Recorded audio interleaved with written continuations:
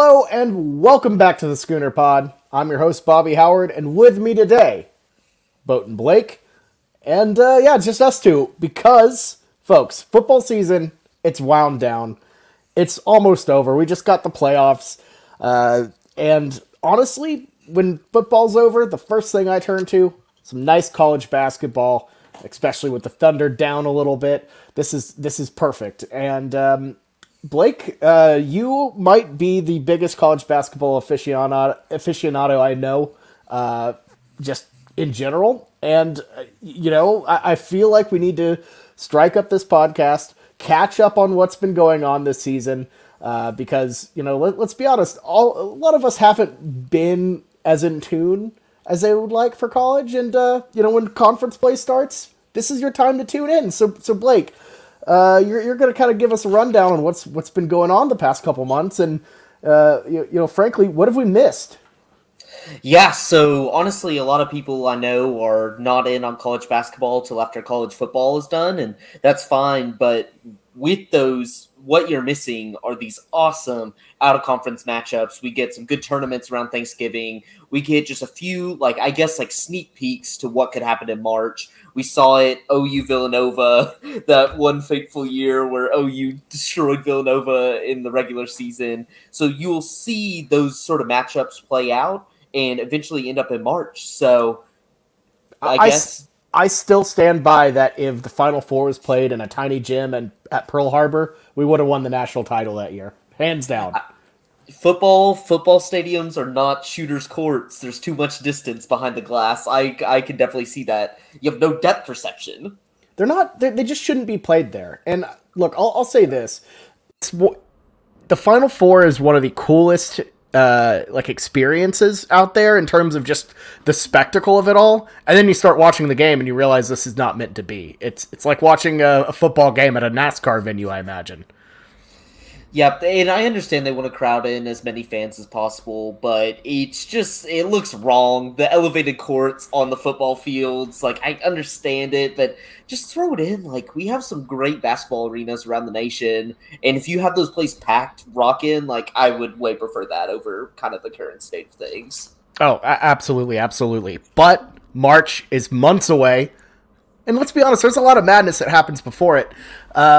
But let's talk about, some of the bigger surprises, some of the wilder things, particularly who's the number one team right now? It has been a kind of a mess. Purdue was there for a while. Gonzaga is floated around a little bit. We have Baylor up there right now. Blake, who is the top dog in college basketball at the moment? Yeah, so I would have to give it to Baylor. They have come off a national championship team where last year, they lost their three best players, Davion Mitchell, Maceo Teague, Jared Butler, those guys that you come to know, those guys are no more. And Baylor has done an excellent job this year of taking in some transfers. James Akinjo from Arizona, who was originally at Georgetown, an electric guard. And then some of these guys that are key contributors this year played 3-4 minutes on this championship squad. So we've really seen them come to the forefront kind of as that number one team. But unlike last year, I think Baylor's still vulnerable. Last year we had the two Titans and Baylor Gonzaga always there. We were waiting for that matchup. But like you said, Purdue was there for a while. They've kind of cooled off a little bit. The reason why they came out so hot, they were shooting some insane clip from three, into the 40s per game, just on a crazy shooting hot streak, but they're really solid. Gonzaga has some growing up to do. I think they're very good. Drew Timmy's back this year. Probably going to win the National Player of the Year because they're always going to be relevant. He's going to put up big numbers in the West Coast Conference. But then you also have behind them, you have your Arizona, who we'll talk about a little bit. Maybe it's one of the more surprising teams. Kansas is there. Duke is there. So you really have a good clump towards the top this year of teams that can cannibalize on each other a little bit, making it a little bit more wide open compared to last year when it was just two front dogs. And that's the thing. And in any sport, I'm a big guy who I love parity. I don't like the clump like we had last year, where it was Baylor and Gonzaga, and it was one of the few situations where it actually ended up with those two at the end. Now the result probably wasn't what people thought, with Baylor just kicking their ass off the court, but at the same time, it kind of made the season a little predictable, which is like the last thing you want with college basketball is predictability. And it seems like we don't have that right now. I got to ask, by the way. So last season for Coach K, how are you enjoying the Coach K retirement tour? Paolo Banchero, is it insufferable yet, or are we there yet? We haven't reached there yet, just because we have been thankful that Duke has only played, I guess, like 2 or 3 games that actually have meant something.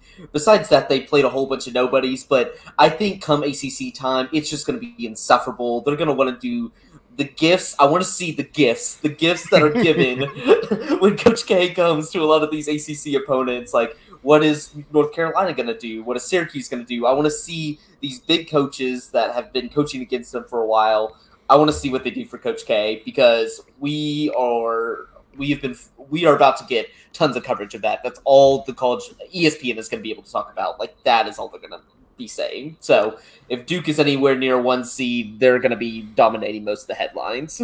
Honestly, I don't know if I'm here for it, but I don't know. Does Duke have the standard annoying white guy? Who should we start hating?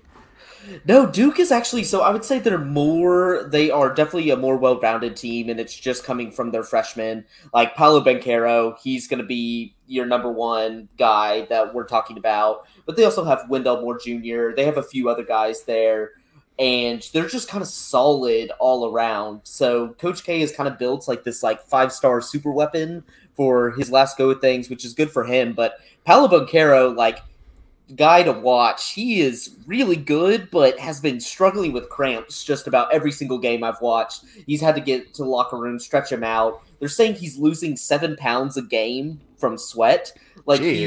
So there's it is a weird story that their star player that probably is going to be their difference maker can barely stay in the game because of these periodic cramps, which might be a Jameson question, Dr. Maxwell to come on and tell us why, but it's going to be a solid Duke team. And especially with the down ACC this year, they're going to be probably a 1 or 2 seed come tournament time. Yeah, let's talk about the ACC. So obviously, with UNC losing Roy Williams, we knew that was going to be a hit for them, but it seems like across the board, you just don't have as many ACC teams in the top 25 right now. Is this just like a early season, everyone's playing tough games situation, or are they just that bad across the board? I think they're really that bad across the board this year. They have, the good thing about the ACC is they have scheduled those hard games, but when you go down the slate of their top 5 or 6 teams, they're losing every single one of those good games. I project them, in my mind, they should only be maybe a 2-bid conference, which is something insane considering we're a few years removed when they're 8, 9 teams in, because, you go down the board, it's Duke is obviously very good. They have everything you want in a team. But you go next, UNC. UNC's lost to Purdue, Tennessee, and got blown the doors off by an Kentucky team.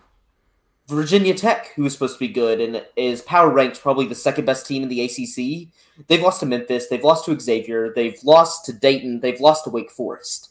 These are all really bad teams. And then your next one going down the line, UVA.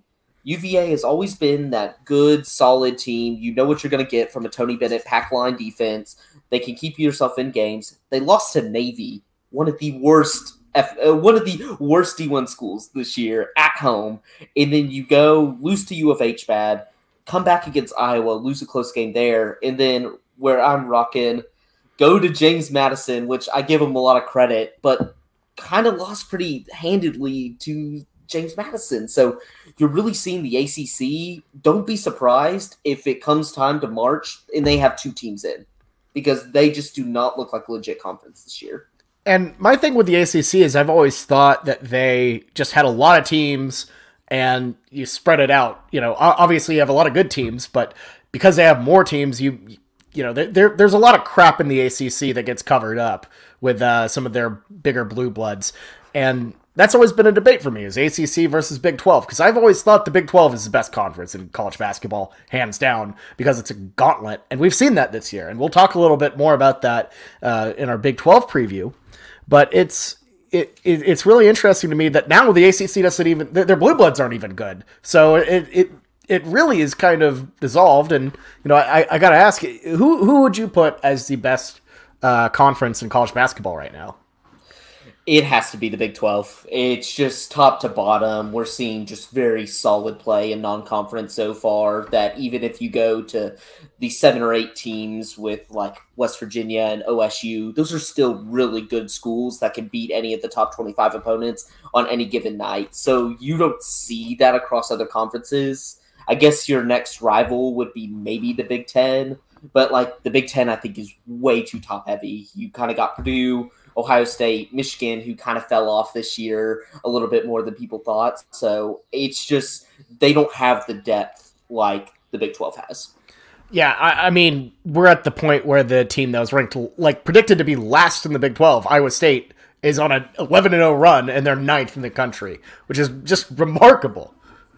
It is absolutely insane. They have what TJ Altenberger has done with that Iowa State team is incredible, and I'll go over a little bit more in the preview, but it's been stunning. They have quintupled 5 times their win total already, and we haven't even gone to conference play yet. That is insane. Are there any other conferences that catch your eye, like that have impressed you so far?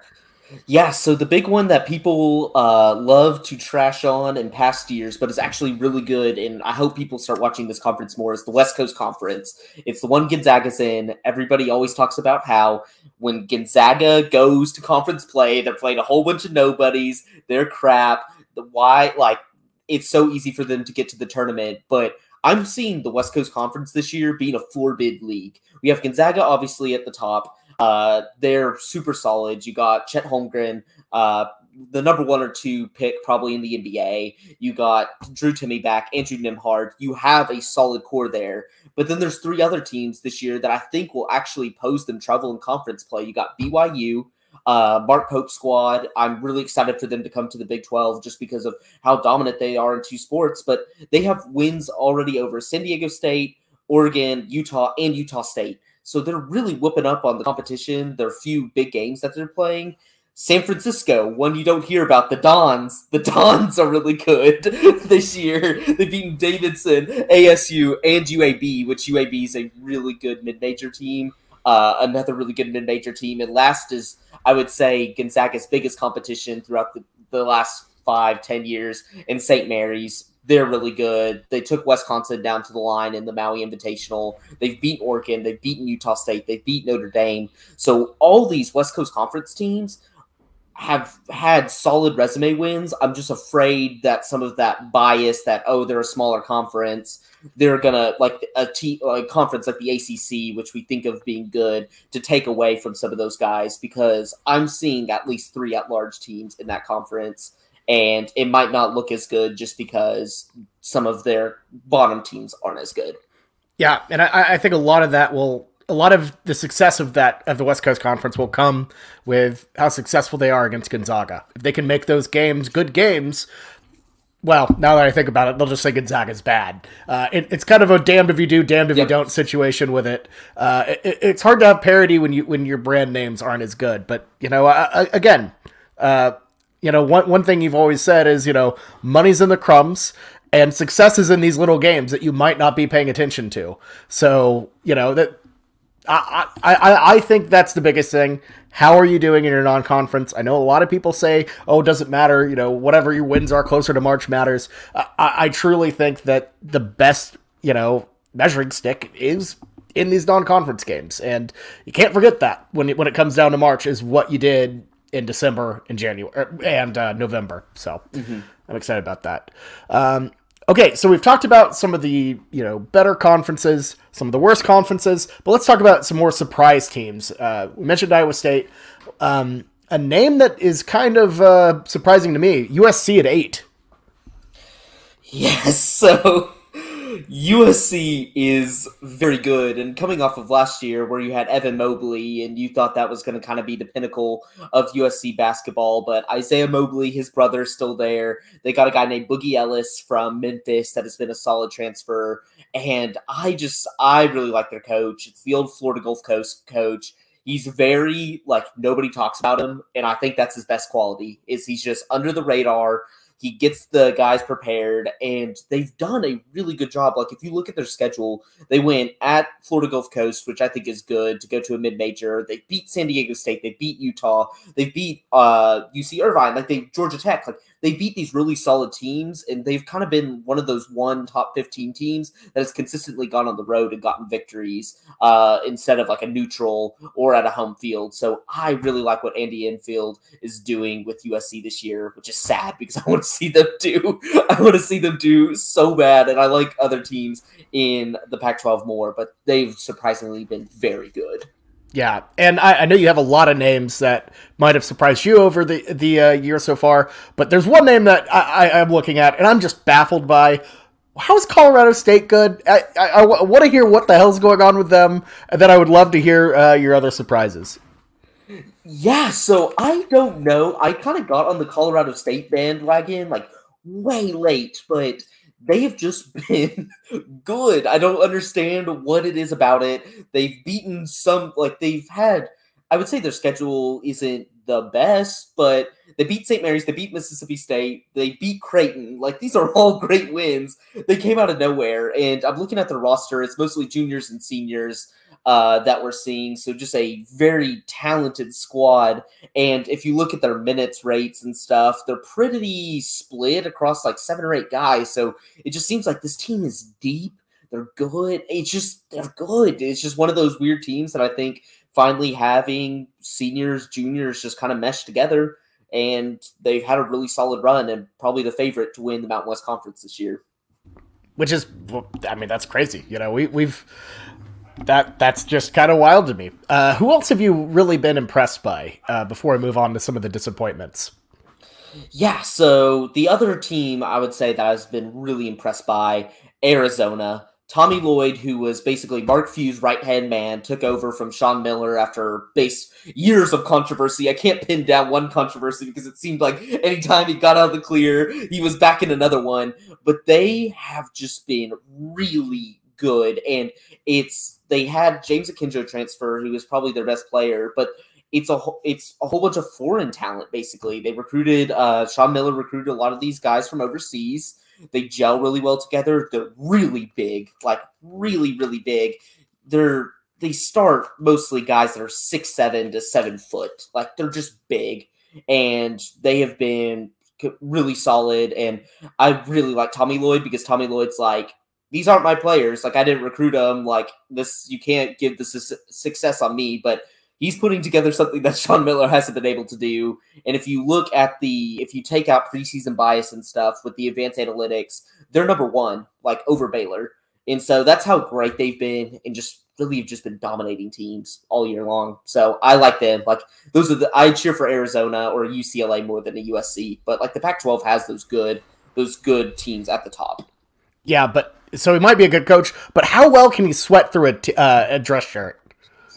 Not the same. You can't do it. He loses points with me for that one. Sean Miller, the ultimate sweaty guy out there. But then again, they've moved away from like the traditional like suits and stuff, so you wouldn't have even noticed. You lost the best caliber or the quality of Sean Miller. I know. I'm really hoping Sean Miller gets another chance at some small school. It just kind of ends up the same way. It's like the dirtiest recruiting tactics to make like some random Northeast school become like the best in the nation. Kind of like Iona, I feel like is doing under an Iona St. Louis type of situation. I like it. You know, yeah. Patino out here trying to get games. That is one of the. It's funny because you love a good underdog story, but when Rick Pitino's coaching the Iona Gales, you're like, oh, I don't want to root for them. This isn't fun. Dirty. It feels dirty. It just feels wrong. I don't like it. I don't like my underdogs to have dirt ball coaches. But you know, hey, you got to do what you got to do, I guess. So, who are some of your disappointments here? Obviously, there are a couple names that come to mind for me. Villanova being at 7-4 seems just odd, unusual. But I don't know. I know those are a little less prominent. Unless you caught up with preseason polls. So who is really disappointed you? And more importantly, who have you already developed a grudge with due to potential bad beats? Ooh, good bad beat school. I'm gonna have to think about that, but I'll cover Villanova first. Villanova has played a really tough schedule. They're honestly a really good team, but they just shoot a lot of threes. And so the past two games, whenever they played, I believe it was Creighton and Baylor, they went like 19% from the three-point line and just got scorched. And you can't do that if you rely so much on the three-point. So I expect them to bounce back a little. It's just they've really fallen flat against everybody they played. But I'm not as down on them. And Ford has been giving me crap about this because they beat Alabama. Memphis sucks. I came into the season, they were supposed to be the new great team because they have Amani Bates, they have Jalen Duran, these two young guys who are going to be future NBA stars, and they're just going to dominate. It's going to be, finally, we almost got it with James Wiseman, but then he got hit with sanctions, decided not to go back to school. We are finally going to see what Penny Hardaway at Memphis can do. It's been horrible. It's been horrible. Amani Bates, like, I'm not going to say he's going to be an NBA bust because he's only 17 years old, but he's been a college basketball bust. Like, he just doesn't look prepared for the moment. They're having to pull him off the bench. Like, he can't even start. Penny Hardaway has gone far enough that he went to Seth Davis, who's my least favorite college basketball reporter, and, like, basically went on record and was like, our locker room sucks. The veterans are jealous of the new guys coming in. Like, the egos are unchecked. Like, everything is going to hell. And, like, he's, like, basically blaming it on his players. It's like, Penny, you are hired to make sure these guys gel, that the veterans and the new guys gel. Like, this is your vision of bringing all these five-star guys to Memphis, and you can't even gel them. And he's like, it's not my problem. And so Larry Brown's on his staff, and it's just hilarious because, like, Penny doesn't do much of the coaching. It's just Larry Brown just, like, chewing guys out on the sidelines and them not listening. And the nail in the coffin is, like, Memphis, like, I think their main struggle is they don't have, like, a true point guard to kind of facilitate the offense. They have a lot of good players, but none of them want to pass, so you kind of need that facilitator. They had Boogie Ellis last year, who is now at USC and is, like, their best player, and he is a true point guard putting up assists. And Penny was like, we don't need you, and just let him go. So it's like this Penny should be fired, but it's because of who he is and his connection to Memphis that he hasn't been. Yeah, so, he seems just like a brand guy, and I gotta say, if Larry Brown's there, he's just like, I don't know, if you have Larry Brown on your staff or anywhere near your university, you're probably going to get hit with the kiss of death at some point. And Memphis already was in hot water. They were already kind of, tipping that line. And then you bring in Larry Brown. Like, what are you doing here? They just haven't been able to beat good teams. It's like they lost to Iowa State big. They lost to Georgia, who's just an abysmal team, like in the hunt with Missouri, Pitt being the worst P5 teams. They lose to Mississippi. They lose to the Ja Morant game that they bring Murray State so Ja Morant can come watch Murray State play Memphis and lose at home by 2 to a Murray State team who's like an all-right mid-major. It's just been bad. And it's like, yeah, they beat Alabama, but Alabama is similar to Villanova where they have to win. Like, Nate Oates, I love him, but he's an analytics guru, so he's like, shoot a whole bunch of threes. It's analytics for a reason. It doesn't work 100% of the time, and they had a cold shooting night, and Memphis had a warm one, but they're bad. They're bad. Like, they're probably not going to make the tournament, and they started this year at, 11, I believe. So that's awful. They're bad. Yeah. I mean, much like Penny Hardaway, all hype, no results, I guess. So. Yep. And then one more team, I won't cover it as much, but Oregon. Oregon was number 13 coming into the year and just cannot find a rhythm whatsoever. They're 6-6 now. They have losses to BYU, St. Mary's, Houston, which are all really good teams. But Arizona State, Stanford, and then had their best game of the year versus Baylor and still lost by 8. It's just not gelling on the offensive end for them. So it's just over. I think they're March hopes. They're pretty much over. Damn. Well, we've covered pretty much everyone involving the teams, but we got to ask I gotta ask, who's your favorite player to watch so far? Obviously, we've touched a little bit on Chet, a little bit on Benchero. I still don't know how to pronounce it. The way his name is spelled is too much like Del Rancho, and I don't know why I'm just getting blended up there. It's just a super oaky way of pronouncing that last name. But anyways, But who's your favorite player to watch? It can either be the best or someone tricky and fun. I know you like your weird players, so I would love to hear them.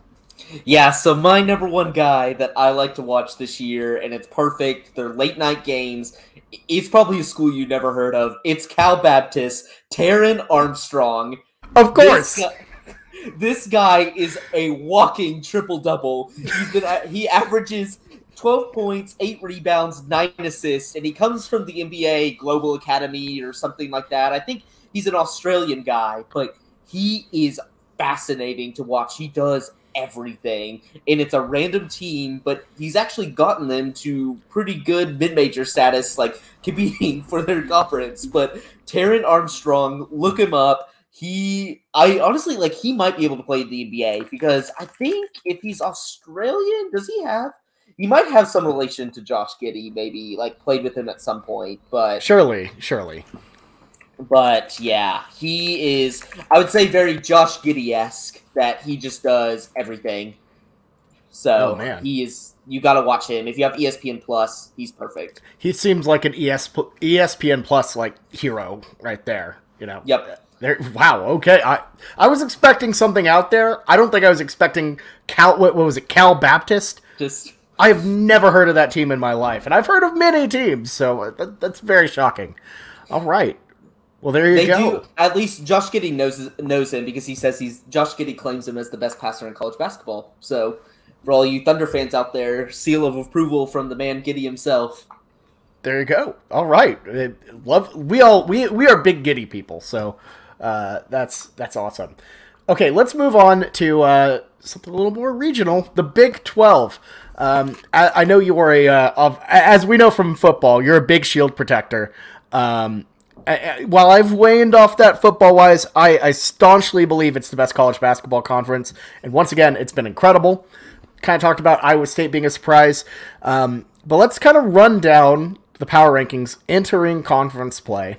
Obviously, it's a dogfight. It's a knife fight. And I feel like anyone can win at any point in this conference.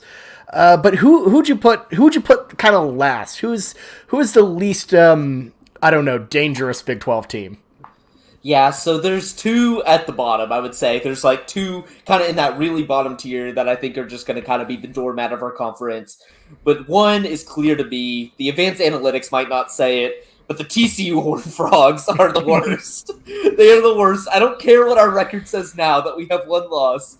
The Jamie Dixon experience is schedule cupcakes, beat said cupcakes, boost your record so you come into conference play with a loss or two, and then you basically just get blown out for the conference. Your record comes out about 500, and you don't get fired, and that is what's happening this year.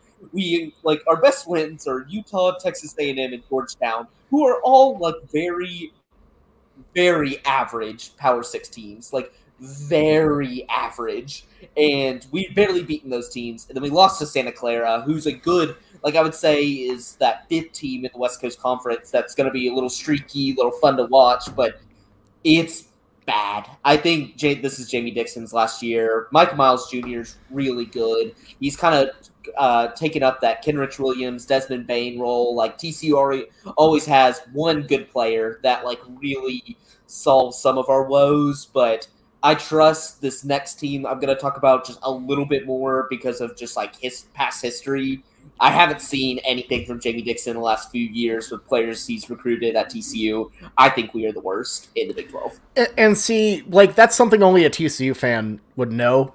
Someone who really cares about the program, really watches them. Because me, a dummy who does not watch TCU non-conference basketball, looks at wins at Georgetown, against Texas A&M and Utah, and Oral Roberts, and I'll be like, oh wait, hold on, these are sneaky good, these are good wins. Maybe not the best, maybe they're having down years, but they're brand names that I know because I'm a dummy.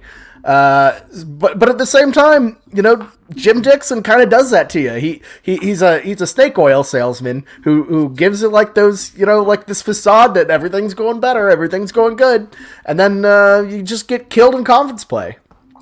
That truly is, and like that's why like our message boards they're all like, oh my gosh, why aren't we getting votes to be ranked? Like we only have one loss. And it's like, have you watched our team the last 4 years? This exact same scenario was played out. Like I looked like the past, maybe we had a few more losses going in, but it was because we were playing better teams in like tournaments we were part of. Like this is a weak non-conference schedule, especially for what's going to happen in the Big 12 this year with the top 8 being pretty strong. So I'm going to go with TCU last. I know I'm going to get flack for that, but I've seen nothing over the last 4 years to make me think otherwise. Yeah, and see, I'm a little shaky on Kansas State. I think they would be my last just looking at it. But again, kind of a dummy on it. Haven't been super in on K-State. I think some of my the bad taste in my mouth from some of their non-conference performances last year has kind of made me think that they're still kind of recovering. But why do you like K-State at 9, a little bit over your Frogs? The only reason is both of our offenses aren't good. I think TCU is probably ranked like 20 or 30 places higher than Kansas State, but Kansas State's defense is really good, and they can defend the 3-ball, which is so important these days that I feel like that will keep them in games where if you can defend the 3-point line, make teams really work for baskets, you're going to be closer than just allowing somebody to barrage you 15 points out of the gate and you're out of the game. So I think Kansas State, I feel like their defense is just a little bit better, going to keep them in more games. Bruce Weber has done it before. He's probably, I don't know his contract situation, but if he's probably not going to come back next year. Like they have to fire him. This is the third straight year that if things go according to plan and K-State being at the bottom, that's 3 straight losing record years and like bad ones. In 2021, they had only 9 wins. 2020, they only had 11 wins. They're not good anymore. And K-State is actually, like, unlike TCU, has some college basketball history and some prowess. So, yeah, no, they have basketball acumen, and I believe that they're a school that shouldn't be as bad as they are at basketball. It feels weird that they're bad, much like Iowa State last year. I thought it was weird that seeing a bad Iowa State team that couldn't make the tournament, and it's just weird. It doesn't feel right, and I can only imagine how those poor K-State fans feel after winning the Big 12. Ending Kansas State's run, and then immediately falling apart. It's like the Thanos Gamora meme. What did it cost? Everything. Now you're the third worst team in Kansas, probably. I don't know how bad Wichita State is or not, but they're kind of ahead. I would say I would give the edge maybe to Wichita State, but it's like pretty close, just because like I think Wichita State's just kind of an all right American team, so that doesn't spell to be too good. Yeah, moving on up to number 8. So let's take a look here. I personally think it's kind of an easy decision. Just a team that's slightly ahead of the crop here. Is it Oklahoma State for you at 8? Yep, it is Oklahoma State, and I know the big story coming in this year was the NCAA sanctions. They got slapped with those, cannot participate in the postseason, and it was very unfair, especially in light with NC State doing worse things, like going to, they went not through the NCAA, but through this independent council mediation thing, and basically got a slap on the wrist, and they were paying hundreds of thousands of dollars, whereas OSU was like $30 or to $300 to like one financial advisor. Like it was significantly less, and it just shows how ridiculous the system we call the NCAA is. But even with that, they started the season 37th in Ken Palm, have now dropped to 52nd, which is never a good sign because Ken Palm's not going to react like polls. It's more numbers based. So the falls and rises are very slight, but the Boone twins were supposed to be like the big deal. They played awesome last year side by side with Cade Cunningham, but it's just kind of been meh. It's like OSU has one good win on the schedule that beat NC State, but every other team, they lost to Wichita State, Xavier, U of H. Like those 3 teams I think are really solid, especially Xavier and U of H, but they lost to Oakland, like not Oakland, California, but Oakland from Michigan, the Grizzlies. And like they're a good Horizon League team, but like I said, a Horizon League team, not a Big 12, not a Power 6 team. So I just feel like they're going to win. They're definitely better than TCU and Kansas State, but I think they're not closer to the next 7 in front of them. They're just kind of on an island. Yeah, losing to Oakland will put you down there. But, again, losing their other losses, you can't fault them for losing a close-ish game to Houston. Wichita State, not great. And Xavier is, hey, they're Xavier. So they have some pedigree to them. So, they're fighting. They're not horrible. But let's move on to number 7. So of this group at the top of the bunch here, all of these teams are receiving votes in the AP. Hell, Oklahoma State is, for that matter. But who do you think is probably the worst of them? This is hard. And it's kind of, we're splitting hairs, kind of in the middle of the pack, but I'm going to just put 7 as West Virginia. Taz Sherman, he's been incredible. Like last year, he would basically dominate the games that they were losing really big, and would, like, games where they won, he would be a no factor. But this year he's actually good. And so West Virginia is always kind of what they are, press heavy. They got one guy that can score for them. So it's very, like, they look very solid. And it, like, seems like a slap in the face that I'm putting them at 7, like they're that bad. Like, all these 7 teams we're about to talk about are going to be March Madness teams. Like, they are going to receive bids, and probably be pretty high bids at that. And so they're like, none of these teams are bubble teams. So they have good wins, like good-ish wins. And that's why I kind of fault them a little bit. They beat Clemson. They beat a very injured UConn team, missing their 2 best players, and had a lot of help from the refs that game. That game, I ripped my hair out. And beat UAB, who is a really solid mid-major. But they lost to Marquette, who's another just kind of solid mid-major this year. Like, Shaka Smart can do weird things. But, they're just like, there's not enough on the resume there for me to put them higher, but they're going to be a very solid team. And, like, they could easily beat, like, a Baylor, just because, like, the press does things. The press will always keep you in games, so. Oh, yeah, nobody wants to go into that, I can't remember what their Coliseum is called, but nobody wants to go into that damn stadium with the super yellowy wood. It just always is very intimidating, and, it's Huggy Bear. It's the press. It's West Virginia. Like you said, they are who they are, and they're always going to have issues, even if they're not quite remarkable this year. And hell, they might be, and you never know. Some teams can just go on runs, and I think they could be pretty good. The lack of a huge non-conference, worries me a bit. But again, you never know until you actually get into the grind of it. And a team like West Virginia could definitely get hot. Who do you have next? Yeah, so the next one is your Oklahoma Sooners. And fair enough. Porter Moser, he is delivered, like, it's basically a very similar team to Loyola last year. In all the defensive categories, OU's top 25. They're incredibly defensively. Offensive categories, not so much. Not a good shooting team. Like, I worry about OU. They struggle with offensive rebounding. They struggle to get to the line, which is, like, kind of, I think, putting them back from these next tier of teams in the Big 12 if we're going, like, up tiers. But I like what I've seen. Like, they blew out Arkansas, which Arkansas is a great team, but Eric Musselman has that Jamie Dixon type quality scheduling. Like, they schedule a whole bunch of cupcakes and expect their team to, like, be battle tested come conference play. They just aren't. But beat UCF, beat Florida.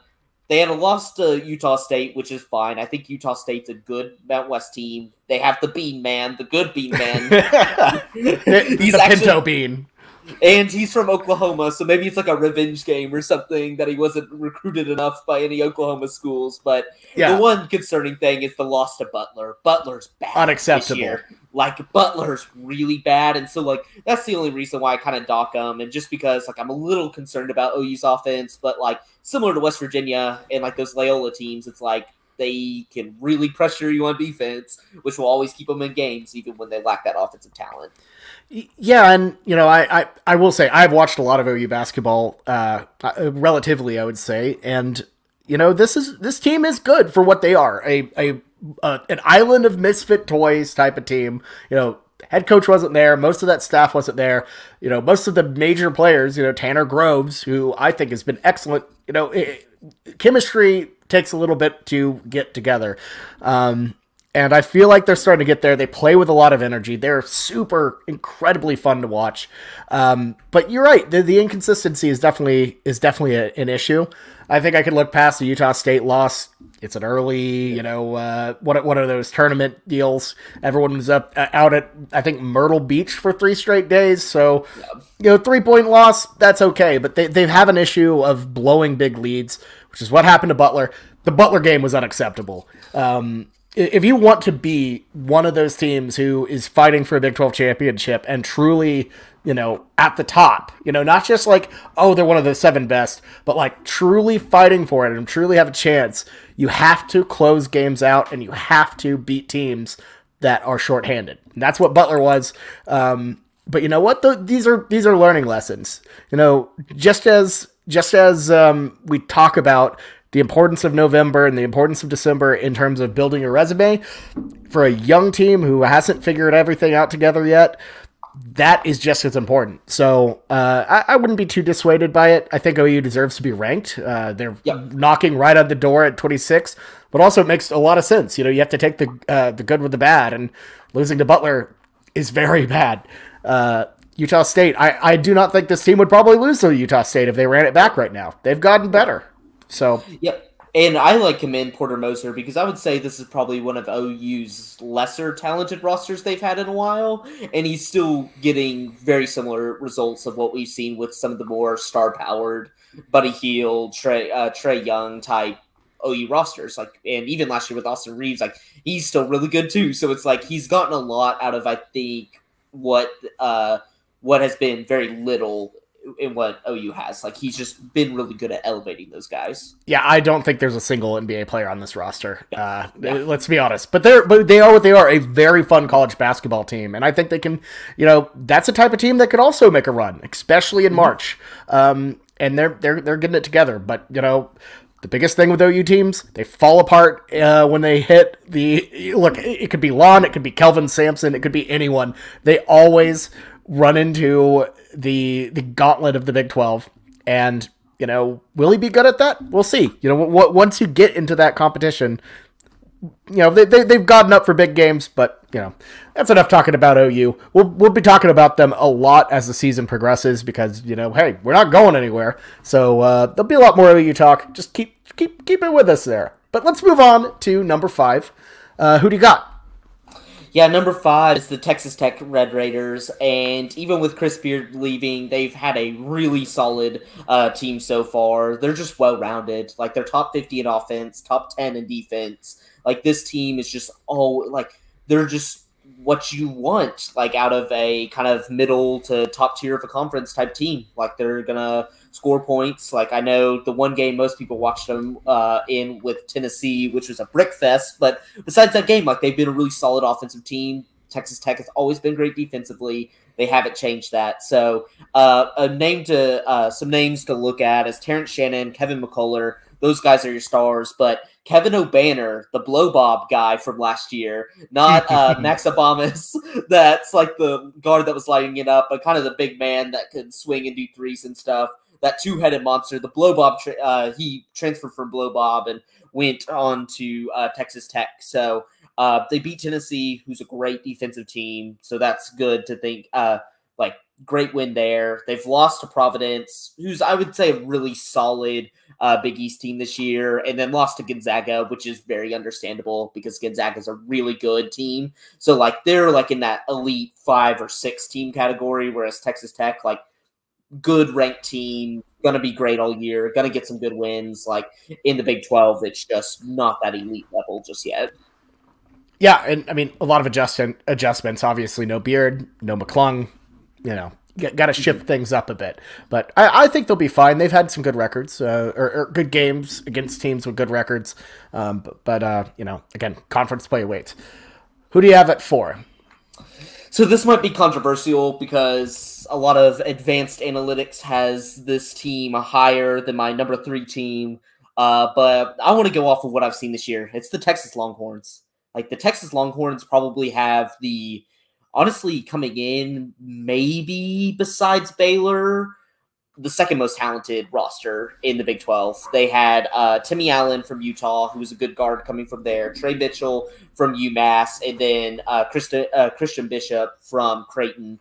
And then got the top transfer of the year, Marcus Carr, who everybody wanted. They got 4 incredible transfers, proven guys, and Chris Beard just hasn't been able to mesh that talent this year. And partly it's because they've played a cupcake schedule. Like, they've really had only 3 games that I would say are actual, like, living body teams: Gonzaga, Seton Hall, and Stanford. And they beat Stanford by 7, which is like they're a bottom Pac-12 team. So that's not good. And then lost to Seton Hall, and they got absolutely dismantled by Gonzaga. Like, the final score doesn't do it justice by how bad they were down. It's just Gonzaga really took their foot off the gas because they were up by like 30, like close to 30 points at once. This team is not meshing the way they thought it would, and a lot of people like had Texas as like the number 2 team in the nation behind Gonzaga coming into the year. And to put them at 4th, a lot of analytics people still like them just because of the talent they have on the roster, but they haven't played anybody, and the teams they have played, they haven't looked that good. So I do not trust them coming into Big 12 play. I don't. Yeah, which is fair. Again, I would have actually asked you if that was kind of a more disappointing team, because this was a top 5 team entering the season. This was not a number 16 kind of floating towards the middle of the pack type of team. So I can see that there have been maybe some disappointments, but I wonder how much of that is Chris Beard needing time to mesh with his guys. New system, new program, but again, conference play, it's coming. So. Yeah. Who do you have at number 3? I noticed that the surprise of the Big 12, Iowa State, hasn't gone up yet. Is this them? Yep, Iowa State's going here, and the advanced analytics do not agree with putting Iowa State this high. Most people have them 8th, 7th best in the Big 12, definitely not as high as 3, but I like results. I think college basketball is definitely a result sport.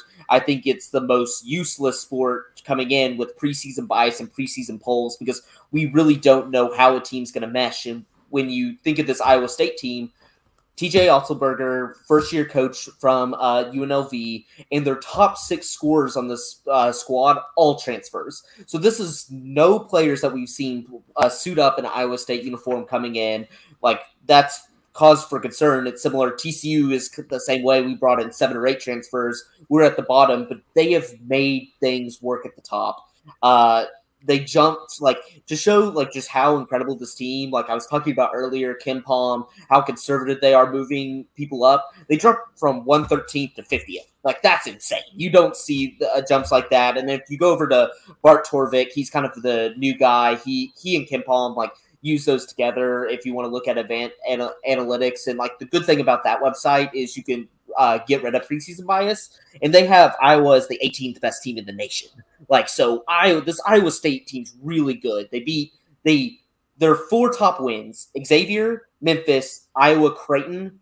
They killed those teams. They are just dismembering the good teams that they're playing. They haven't lost this year, and just a reminder for the listeners out there: this team was 2-22 last year, and now they're abysmal. Abysmal. And they are just now dismantling people. So I know the analytics don't like them, and I know there's we're probably going to see some regression come Big 12 play, but I can't, with seeing those quality wins, ranked wins at the time, and then just lashing them, not even being close and just destroying them. I got to put Iowa State at 3. Yeah, the one game that points out to me is that Memphis game where, they blew them out, and Memphis was ranked 9th, but also, as we discussed earlier, Memphis is kind of garbage. So, look, here's one thing's for sure. We'll find out just how good this team is very quickly. New Year's Day, they play Baylor. So, There you go. You want a test? There's your test for them. Moving on, number 2, I'm guessing probably the Kansas Jayhawks. It is the Kansas Jayhawks, and honestly, them and Baylor are just really close. Like, those last 3 teams, like Texas Tech, Texas, Iowa State, I would say are kind of in its clump. And then we have, like, the 2 elite contenders, which I expect could be easily both number 1 seeds coming into the Big 12, into the NCAA tournament. And either of these teams, like, it is very reasonable in my mind that they could win it. So, Kansas, really solid team. Ochi Agbaji is their senior guard. He's like a Devontae Graham type. Like, Kansas always has that upperclassman, junior, senior guard that he has a chance of winning Player of the Year. Like, he's just that good. Like, he's not one of those NBA type guards, but he's a damn good college guard that can just score a whole bunch. Hey, as Thunder fans know, Devontae Graham. He can put a hurting on you. So they're really solid. The funnest part about this Kansas team, though, they have a guy, he's an ASU transfer named Remy Martin. He is a character. Like, the Remy Martin experience, he is the one player that really challenges Bill Self, and I think is Bill Self's hardest coaching challenge he's had in a while. At his best, Remy Martin is the hottest shooter you'll ever see in your entire life. At his worst, he's a ball hog. He's turning it over. You can't rein him in. And so during their scrimmage at the start of the year, he Bill Self benched Remy Martin, and Remy Martin was pissed. So he came out and scored 7 straight, just like 7 straight jump shots, bam, bam, bam, bam, bam, and like just to like show up his own coach, like how wrong he is. So he has the killer mindset, but he also has like the killer mindset of like, I will lose this game for you. Like, very much like when you see a bad Russell Westbrook kind of moment, he kind of has that where he's like, I want to take over this game, and it's just like, it looks abysmal. And so their only loss is to Dayton. And Dayton is not a good team, but they're a weird team where Dayton's only wins are against great teams and their losses are against really, really bad teams. So they're like this weird duality of they truly play to their competition. So they lost on a weird buzzer beater, kind of a weird fluky one. So I'm not going to hold it over them. They're going to be a really solid team, could easily win the national championship. Yeah, I mean, definitely, and it was one of those weird, I believe it was when I think they were playing at Disney, for example. Like, I can't ding you bad whenever that happens. That's just the nature of the sport. It was early. What stands out to me though, that 102-65 win over Missouri. Oh boy, the border war got restarted in quite the intense way. Yep, it was. Mizzou is in the ranking with them and Pitt, probably worst Power 5 teams this year. Missouri basketball, after they moved to the SEC, has just plummeted. Like, it has plummeted. It used to be a staple in the Big 12 and a good rivalry, but I think Kansas really took out that frustration of how mad they were that they left the Big 12, because that was the first time I think they met since that move. And just really, I think Bill Self was really mad about it when it happened, so he held no punches and just drubbed them. Missouri basketball really is like the basketball version of Nebraska. Like, they had all this pedigree. They were a Big 8 staple. And then you go to the SEC and lose all your identity, and now nobody really cares about Missouri basketball. So, that's a tough one. And Pitt, too. How did Pitt die? So I'm baffled by this because that was J.B. Dixon's old team, and so I guess J.B. Dixon leaving, but like he obviously hasn't done anything for us at TCU, so it's a weird, like, he was obviously successful at Pitt. He got him, like, for his 12 years that he was there, he got him to the tournament 11 out of the 12 times. Like, very good.